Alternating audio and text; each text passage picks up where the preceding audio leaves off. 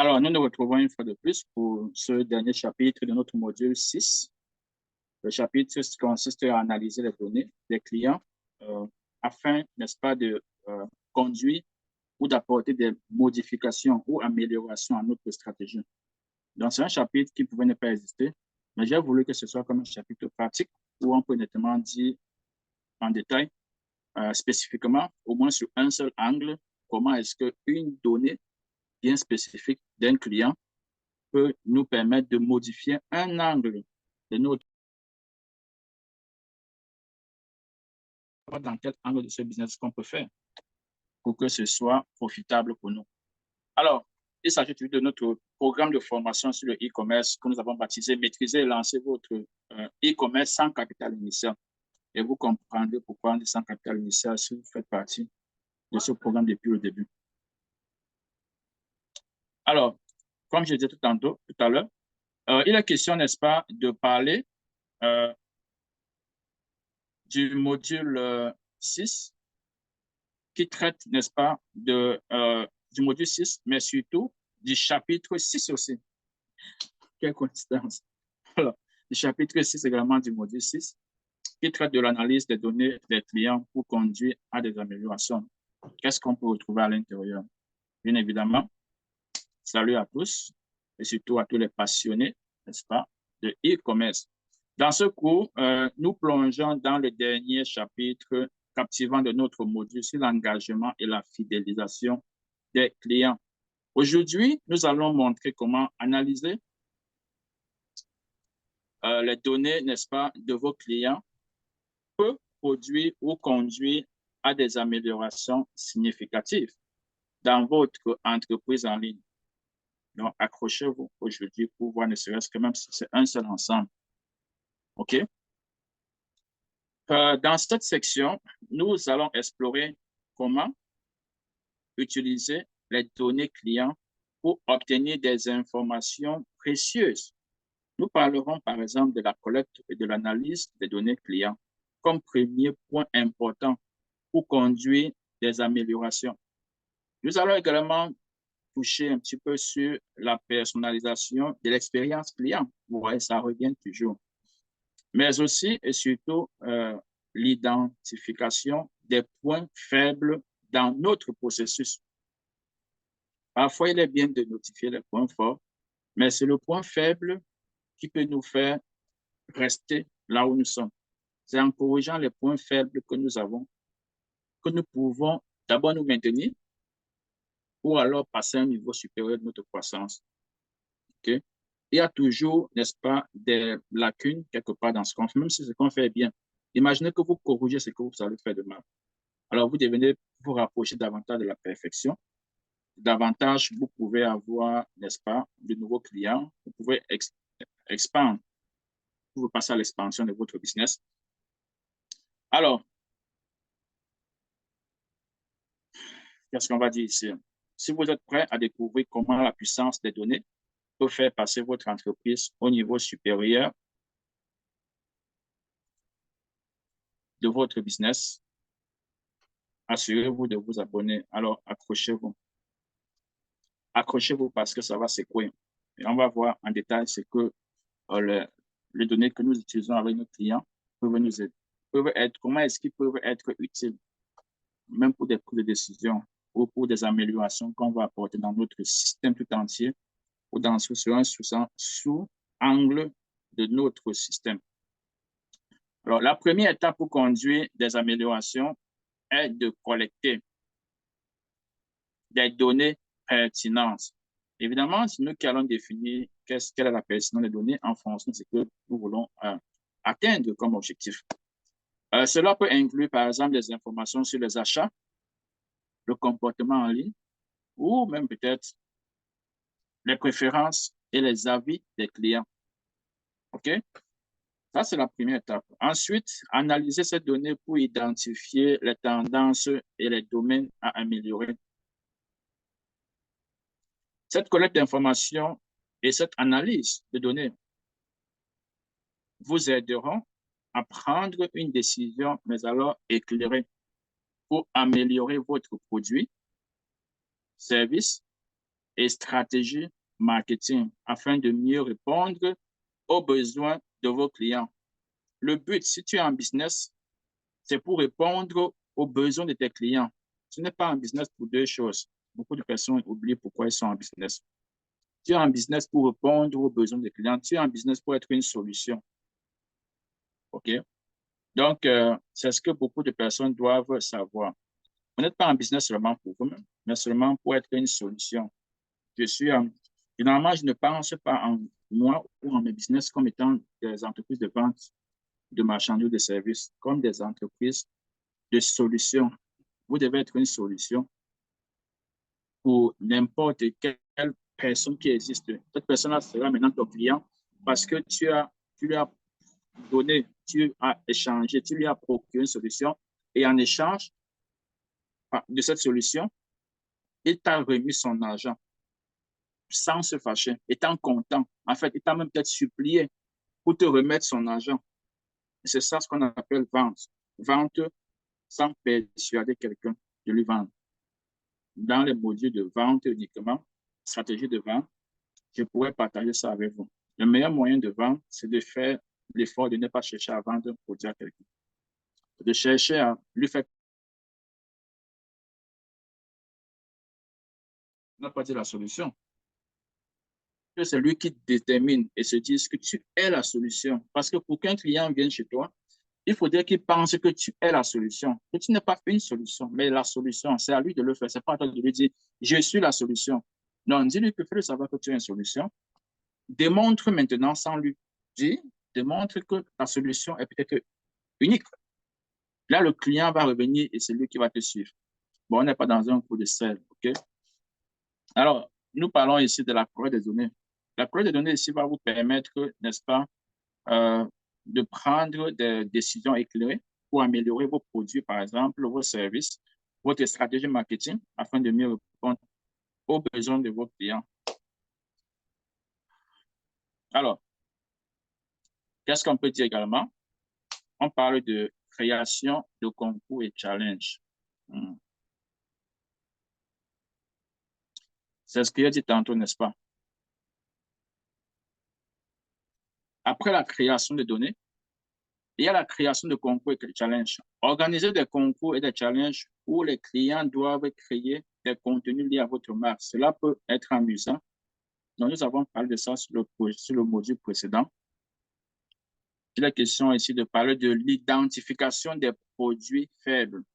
Yeah. Au niveau, n'est-ce pas, n'est-ce pas, de l'analyse des données des clients pour conduire ou alors pour apporter des améliorations, il est question ici de pouvoir identifier les points faibles de votre produit. C'est ce que je disais tantôt. L'analyse des données peut révéler des points faibles. Une fois qu'on a collecté et analysé les produits, il est question comme ça de pouvoir identifier les points faibles. Les points forts parfois, parce que, voilà, il nous permet de savoir qu'on est bien. Mais surtout, je mets l'accent sur les points forts parce que tout le monde regarde les points forts. Oh, ouais, c'est bon. Mais est-ce qu'il y a des points faibles? Si oui, c'est là-bas surtout qu'il faut travailler. Autrement dit, vous ferez beaucoup d'efforts en amont, mais ces efforts seront ralentis en aval à cause des points faibles que vous avez négligés. C'est pour ça que je préfère mettre l'accent plutôt sur les points faibles au lieu de mettre l'accent sur les points forts qui sont évidents, qui sont visibles. OK, si tu fais une campagne et que tu as 20, 50 ventes, c'est bon, tu es content. Mais est-ce que tu n'aurais pas dû avoir 75 ventes? Ce sont les points faibles que tu corriges qui peuvent maintenant te faire comprendre comment est-ce que tu peux être encore plus que ce que tu es aujourd'hui. OK? Alors, l'analyse des points, des données peuvent révéler des points faibles dans votre processus d'achat ou de navigation. Identifiez les pages où les utilisateurs, par exemple, abandonnent souvent leur panier et découvrez pourquoi. Cela vous permettra d'apporter des ajustements pour améliorer l'expérience d'achat. Donc, il est question ici de pouvoir, et vous est sûrement arrivé à vous ou à quelqu'un que vous connaissez, que subitement, à un niveau, vous vous arrêtiez sur, n'est-ce pas, dans un processus d'achat, vous abandonnez le cart. En français, c'est quoi le panier? OK. Ça peut être dû à plusieurs raisons. Lorsqu'on a, et si généralement, la personne qui analyse ces données va retrouver l'endroit où vous êtes arrêté. Ça commence de la page générale où vous mettez un bouton, vous cliquez sur le pour acheter dans le panier, mais après, ça peut arriver là où vous entrez dans le panier, vous commencez à confirmer vos produits, parfois vous retirez d'autres produits. Ça, c'est une page. Il y a les pages maintenant où vous arrivez pour faire le paiement lui-même. Ça, c'est également une page. Donc, ça, c'est plusieurs pages. Et parfois, ceux qui n'achètent pas un produit jusqu'à la fin vont s'arrêter à un certain niveau.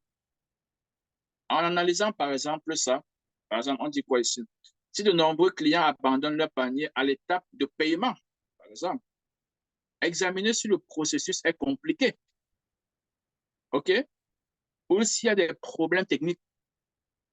C'est là on parle de user experience, c'est-à-dire l'expérience utilisateur. Est-ce que les gens parfois se rendent compte que le processus pour acheter le produit, et ça m'est déjà arrivé, c'est-à-dire tu es intéressé par quelque chose, surtout en ligne, bien sûr, parce que de façon physique, devant un store, tu demandes où est la caisse.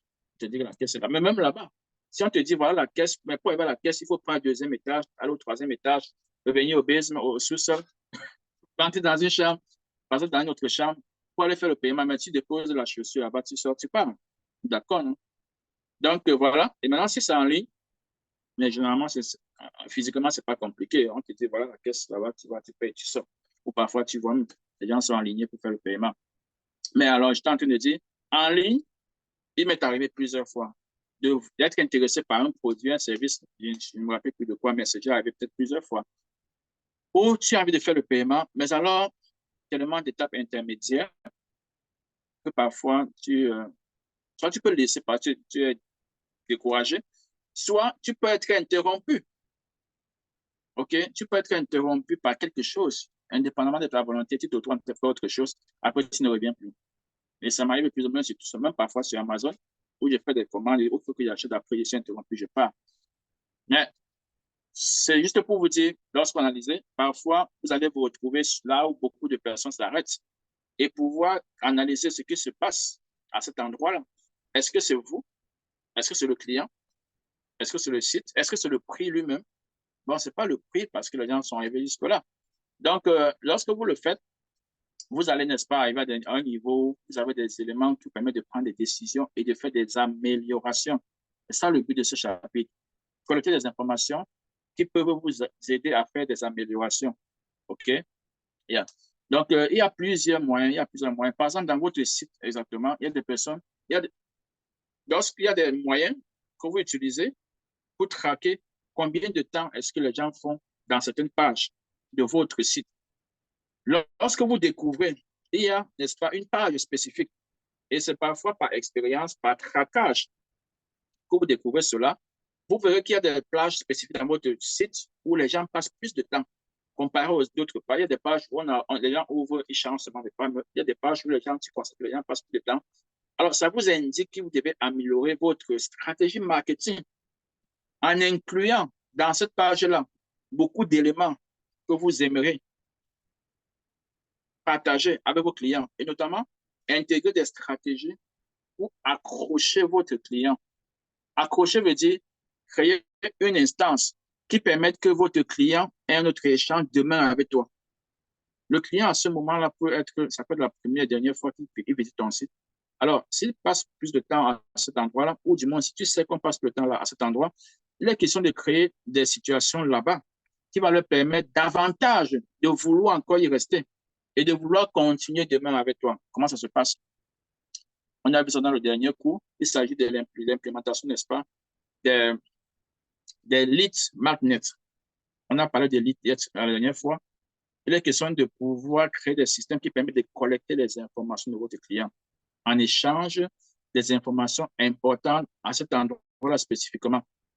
Par exemple, vous pouvez mettre dans cet endroit, si c'est votre première fois, cliquez ici pour recevoir un échantillon de notre produit pour essayer gratuitement. Chaque personne va vouloir entrer dans cet endroit-là. Il va mettre son information pour que vous puissiez envoyer un échantillon de produit. Ou alors, si c'est votre première fois, recevez un code, n'est-ce pas, pour pouvoir avoir 50% d'évolution sur votre premier achat avec nous. Le client sera motivé à cet endroit-là. Vous voyez que le traquage du comportement du client ou même dans la navigation du client peut vous aider à apporter des modifications sur votre stratégie. Alors, voilà pour le dernier chapitre de notre module sur l'engagement, la fidélisation, n'est-ce pas, des clients. Avant de passer à la suite, partagez des commentaires sur comment vous utilisez les données pour améliorer votre expérience ou si vous avez des questions à ce sujet. C'est ce que je vous demande. C'est mon call to action avec vous de pouvoir partager, n'est-ce pas, vous en commentaire, comment est-ce que vous utilisez les données clients pour améliorer votre entreprise. Et si vous avez déjà des questions à ce sujet, ça peut être que vous n'avez jamais fait, vous aimeriez le faire, mais vous avez des questions à ce sujet. C'est donc aussi un moment pour vous de pouvoir partager. Alors, restez stocké pour non seulement les questions, mais surtout pour le prochain chapitre ou le prochain module que je préfère vous laisser le soin de découvrir. Alors, si vous avez trouvé ce détail, le contenu de ce chapitre utile et vous êtes passionné par l'idée de développer une communauté en ligne qui se connecte par votre marque, vous êtes au bon endroit. Rejoignez notre communauté d'apprenants, dévoués et découvrez des stratégies avancées pour bâtir une présence de marque inoubliable pour votre succès dans le e-commerce. Rejoignez notre programme de formation avancée qui approfondit chaque aspect que nous avons discuté. Le lien va forcément se trouver dans la description de cette vidéo que vous allez parcourir plus tard. Alors, merci beaucoup d'avoir été des nôtres et on espère que le plaisir a été vraiment partagé.